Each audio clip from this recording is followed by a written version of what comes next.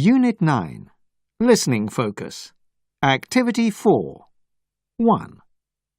It was a really busy Saturday, so the multi-storey car park was jam-packed. I had to drive around for about 20 minutes to find a space.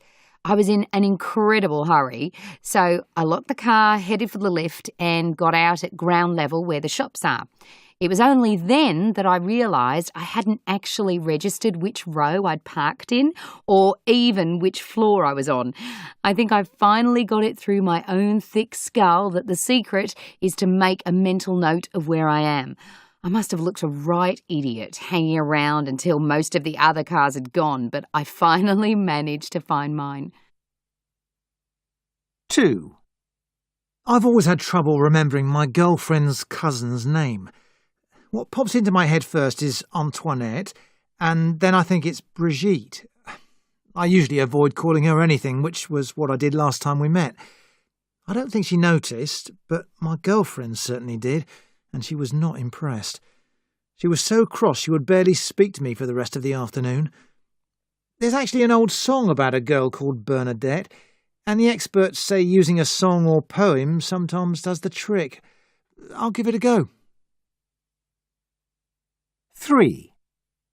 I was actually really looking forward to it, but I was so busy I had to put it right out of my mind during the day.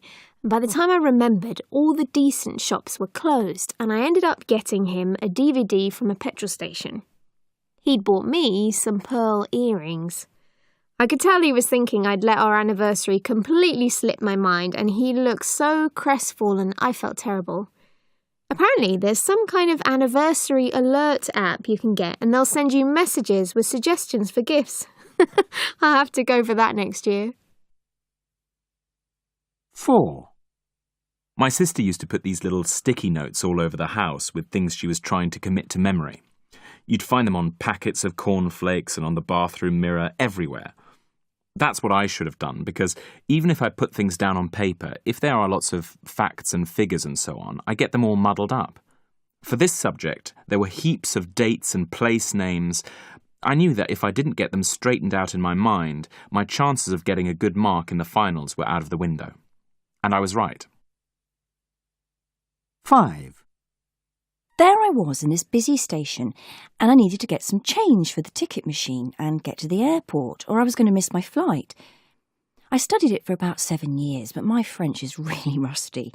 I was desperately racking my brains for the phrase, "I need change," but all that came into my head were words in Spanish. Apparently, if you conjure up an image of the person who originally taught you or told you something, you sometimes remember it. So I thought of my old French teacher, and suddenly a complete sentence popped into my head. I got my change.